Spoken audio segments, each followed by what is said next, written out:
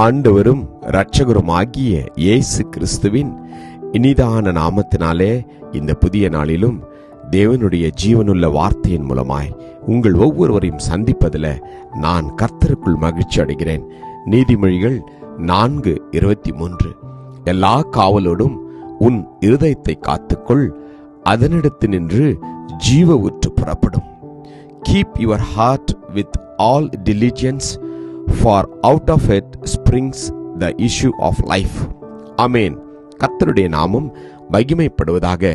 நம்முடைய இருதயம்தான் தேவன் வந்து தங்குகிற ஆலயமாய் இருக்கிறது. நம்முடைய சரீரம் கூட கர்த்தருடைய ஆலயமாகவே இருக்கிறது என்று என் வேதம் சொல்கிறது. நாம் என்ன செய்ய வேண்டும்? நம்முடைய ஐம்புலன்களையும் கர்த்தருடைய இரத்த கொட்டைக்குள் ஒப்பு கொடுக்க வேண்டும். தேவனுடைய வார்த்தையினால் நம்முடைய இருதயமும் நம்முடைய சிந்தையையும் எப்பொழுதும் நிறைந்திருக்கும்படியாய் நாம் செய்ய வேண்டும். காரணம், அவருடைய வார்த்தை தான் உங்களையும் என்னையும் இந்த உலகத்தில் உள்ள எல்லா பாவ சிக்குகளில் இருந்தும் கட்டுகளில் இருந்தும் வலைகளில் இருந்தும் நமக்கு விடுதலை கொடுக்க முடியும். தேவனுக்கு பிரியமுள்ள வாழ்க்கையை வாழ வேண்டும் என்றால் நம்முடைய இருதயத்தில் ஆவியானவர் இடம் கொள்ள வேண்டும். ஆம், நம்முடைய இருதயம்தான் தேவனுடைய வார்த்தையை எப்பொழுதும் சுமக்கிறதா இருக்க வேண்டும். ஆமென். ஜீவனும் அவர்களுக்கெல்லாம் ஆரோக்கியமுமாய் இருக்கிறது தேவனுடைய வார்த்தை தான். நம்முடைய உடலுக்கெல்லாம் அது ஜீவனாய் இருக்கின்றது. இந்த நாளிலே நம்முடைய இருதயத்தை தேவனுடைய வார்த்தைக்கு நாம் ஒப்பு கொடுப்போமா? நம்மை நாம் எல்லா விதத்திலும் காத்து கொள்ள வேண்டும்.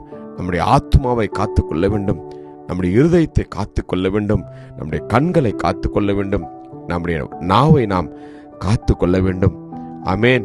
நம்முடைய நடைகளை நாம் காத்து கொள்ள வேண்டும். நம்முடைய நாவுதான் மிகவும் பொல்லாங்கானதா இருக்கிறது என்று வேதம் சொல்கிறது. உன் நாவை பொல்லாப்புக்கும் உன் உதடுகளை கபட்டு வசனிப்புக்கும் விலக்கி காத்துக்கொள் என்று வேதம் சொல்கிறது. ஆமென். நம்முடைய நாவுதான் மிகவும் மிகவும் முக்கியமானது. தேவனுடைய வார்த்தையை நாம் ஒவ்வொரு நாளும் ஒவ்வொரு நிமிடமும் உச்சரிக்கின்ற போது கர்த்தர் நம்முடைய நாவிலிருந்து தேவனுக்கு விருப்பமில்லாத காரியங்களை பேசாதபடி அவர் நிச்சயமாய் அவர் கிருபை செய்வார்.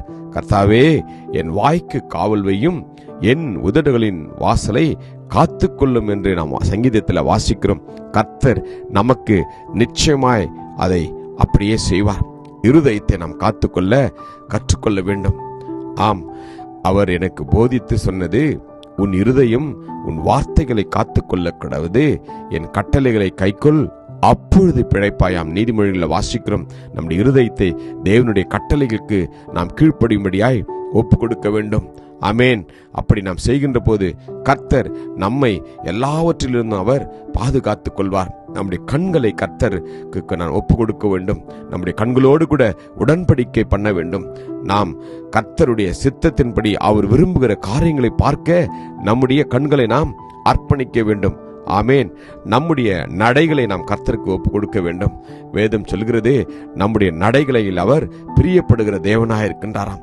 நாம் எப்படி நடக்க வேண்டும் என்று தேவன் நமக்கு சொல்கிற வார்த்தையின் பிரகாரமாய் அவர் காண்பிக்கிற வழியில நீங்களும் நானும் நடக்கின்ற போது கர்த்தர் உங்களையும் என்னையும் அந்த குறுகலான பாதையில நடத்தி சொல்வார்.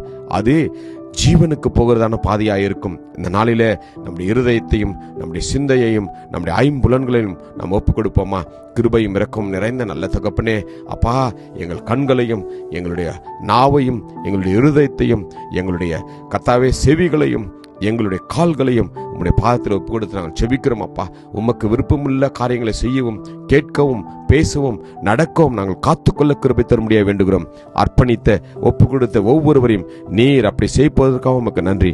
ஆசீர்வதியும் பொறுப்படுத்திக் கொள்ளும். மீட்பர் இயேசு மூலம் செபிக்கிறோம் ஜீவனுள்ள நல்ல தகப்பனே. ஆமேன். God bless you. Jesus loves you.